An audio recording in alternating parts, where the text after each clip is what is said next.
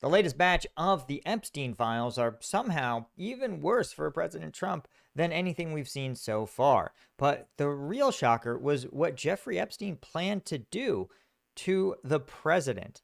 I'm Paul, U.S. Army combat veteran. We're going to read these emails and find out just what kind of guy old Jeffy was. Hint, not that great. So, headline from the New York Times, of course. Epstein alleged in emails that Trump knew of his conduct. God bless the New York Times. Don't ever change. Don't try to make this easy to understand at all. Which his contact? Epstein or Trump? Come on, guys. Right? So, this is just sort of sideways, but here's how these came to be.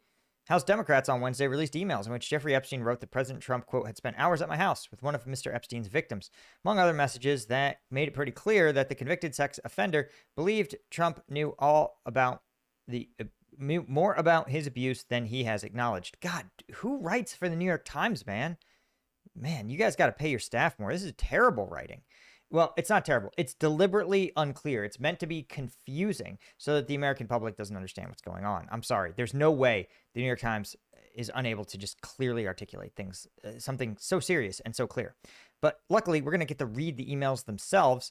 And the fascinating part is, again, that the House is set to return to session literally this week with the final vote needed to release the Epstein files coming in. Now, luckily for us, guys, House Oversight dropped the actual emails themselves. The only thing blocked out is author Michael Wolff's email. You might recall that Michael Wolff, in 2019, prior to Epstein's death, was actually writing a biography on the convicted sex trafficker, particularly around his relationship to President Donald Trump. So this is a 2019 email in which from Jeffrey Epstein's personal email account, in which he says, quote, victim name, Mar-a-Lago, blank, blank, blank, blank, blank. So victim name, Mar-a-Lago, period.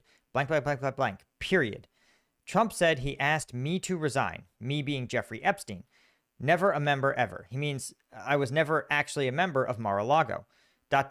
Of course, he knew about the girls being the trafficked children, and he asked Ghislaine to stop, right? As he asked Ghislaine to stop. I think this is a reference to stop recruiting girls from Mar-a-Lago. We've talked about the fact that the most prominent Epstein victim, Virginia Giuffre, she was recruited while working at Mar-a-Lago as a towel girl. And of course, Ghislaine Maxwell recruited her into the Jeffrey Epstein trafficking operation. She had said in her biography and in numerous interviews that once recruited, she was trafficked to a number of prominent, powerful individuals who sexually assaulted her and numerous other people, women and girls. Now, so the fact that Epstein is saying to Michael Wolff, hey, Trump asked me to resign, but I was never a member of Mar-a-Lago, but he knew exactly about Ghislaine recruiting girls in Mar-a-Lago. But wait, there's earlier emails. This is from 4 years prior, also from Michael Wolff, sent in 2015 as Donald Trump was poised to become president. Epstein actually tagged it as importance high. He continued, I think, so the question, let's see if we can find the actual question Michael Wolff posits here, because I think this is pretty significant. Let's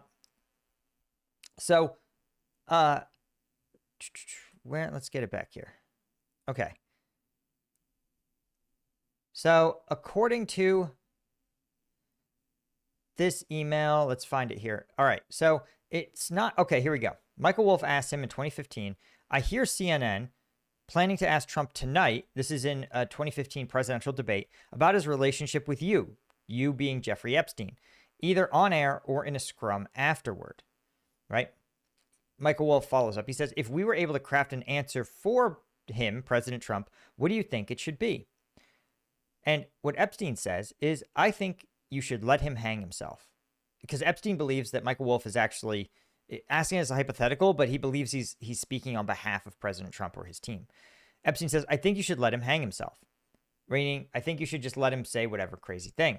If Trump says he hasn't been on the plane or to the House, then that gives you valuable PR and political currency. Meaning he's saying to Michael Wolff, listen, if Trump goes out there and lies to CNN that I never went on the plane or I've never been to the House, and you know otherwise, we know otherwise, Jeffrey Epstein says, you have blackmail. Currency is what he calls it. But you can't use blackmail because blackmailing someone's illegal. But, currency is currency. You can hang him, right? It says you can hang him in a way that potentially generates a positive benefit for you, biographer, or if it really looks like he could win the presidency, you could save him, generating a debt. So this is a really fascinating insight into the Jeffrey Epstein operation. We've talked about the fact that he is a well-connected financier, but it's clear that he operates in this kind of space. He says, listen, you want him to owe you something. You could either go to, for example, Trump's political enemies like the Clinton campaign and say, yo, I've got some serious dirt on President Trump. You have to make it worth my while to drop this, right? To put this information out there to the public.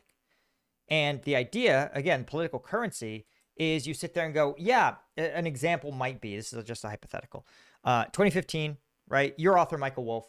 You go, or you're Jeffrey Epstein. And let's say you are a client who's really interested in getting their startup funded or their startup acquired for a huge sum of money. So you go to the Clinton campaign, you go, Clinton campaign, I've got this dirt on Donald Trump. It's going to sink him. It's going to sink him. We can dead to rights prove that he was fully enmeshed in the Jeffrey Epstein trafficking scandal. And I'm going to drop it, right? But I have an unrelated request. Also, I have this friend. His startup is really valuable, right? And we've all been investing in it. And he's been trying to find buyers. And, we just are having a hard time finding a buyer that's really willing to give him a fair price on it. If you could potentially have, someone help find that buyer, it would be tremendously helpful to us. They'll understand. They say, okay, we'll make sure that your company gets acquired for a lot of money, and we'll make sure that, and you make sure you drop this story. That's the kind of political currency PR games that he's talking about playing. Of course, he says, listen, if Trump's going to win, you could sit there and go, hey, man, I'm going to save you. I'm going to save your presidency myself, and you are going to owe me a favor. Now, here's what's fascinating is that, again, this shows directly that this is exactly the way these operations work, these currencies work. And apply this to other things Trump has done. Look who else intervened directly and aided the Trump campaign. Why? Vladimir Putin's Russia. Again, this is not a hoax. This was something that was established by both a bipartisan Senate commission chaired by Marco Rubio and by Republican FBI Director Robert Mueller. They found that Russia intervened in the U.S. election, launched a sweeping propaganda campaign that favored candidate Trump and denigrated candidate Clinton. And the Trump campaign never colluded, never coordinated in a conspiratorial, illegal fashion with Russia. But as Jeffrey Epstein shows here, you don't have to. By the act of saving him itself is the agreement. Trump is not stupid. He knows, and clearly Epstein says here, Trump operates in a debt obligation system. If you save him, it will generate a debt that you can call on. All right? Now, of course, it's possible when asked, Trump will say that Jeffrey is a great guy and has gotten a raw deal and is a victim of political correctness, which is to be outlawed in a Trump regime, which is hilarious because, well, all of this is also true, and it's stuff that Trump has said about other pretty crooked people that he's pardoned. Fascinating insight into basically giving up the game right away. Truly insane. Now, here's one more. In 2011, from Ghislaine Maxwell to Jeffrey Epstein, 2011. And in this, Jeffrey Epstein writes to Ghislaine. He says, I want you to realize that the dog that hasn't barked is Trump. Victim spent hours at my house with him, and he has never once been mentioned by the police chief, etc. I'm 75% there. Ghislaine Maxwell adds, I've been thinking about that. This is the most wild part. This is arguably the most wild part. Because what is she saying?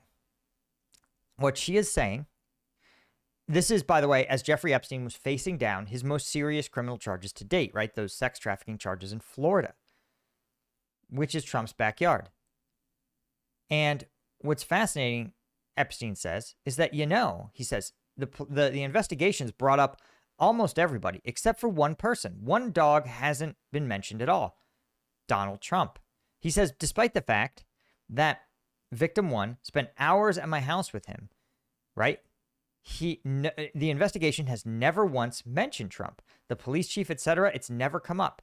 He says, I'm 75% there. And there is clearly meaning that there being that President Trump is the source or the originator of this investigation, that somehow Trump had a falling out with Epstein over a real estate deal or something and was the one who tipped off the police, right? Epstein says, I'm going to take down Trump, right? So it clearly implies that, yeah, he thinks that it's possible that Trump is the one who actually put the Florida police onto him. Now, again, he says, I'm 75% to believing that. And Ghislaine Maxwell says, I have been thinking about that, ... Sort of saying, I agree. Right? Fascinating stuff, guys. Fascinating allegations, but clear as day. As early as 2011, before Trump was a candidate, before Trump was president, years before he had even been like sort of patronizingly insulted by Obama, and he like seethed about it before he ever had an political ambition. Jeffrey Epstein said, yo, Donald Trump definitely slept with these victims. It's not clear if the victim referenced in the email was underage at the time or not, but we know that a trafficking victim for sure. He says he definitely spent hours with a trafficking victim at my house, which is, of course, independently confirmed because in 2015, remember, an anonymous victim of Epstein's named, going by the pseudonym Katie Johnson, filed a lawsuit that said, yes, Donald Trump assaulted me had sex with me forcibly at Jeffrey Epstein's house. Basically, this confirms that lawsuit was almost certainly true. Or rather, it is further evidence. I got to make sure I don't get in trouble. Further evidence that these allegations are credible, right? Further evidence that Donald Trump was a participant in this trafficking scheme. So, again, I'm stuck asking you guys, how much more evidence does one want? Your guess is as good as mine. Anyway, guys, thanks to Al for Chesky. By the way, you can listen to this on Spotify. If you can give us a 5-star review, if you do listen on Spotify, that makes a huge difference for us. Thanks to GMAT Club, Henry Roussier, James Porsche, Paul, Peter Fucci, all of our Lieutenant tier members. You become a member both on combatvetnews.com or just by becoming a specialist tier and above in the YouTube membership scheme. It's right below. Thanks. See you. Cheers.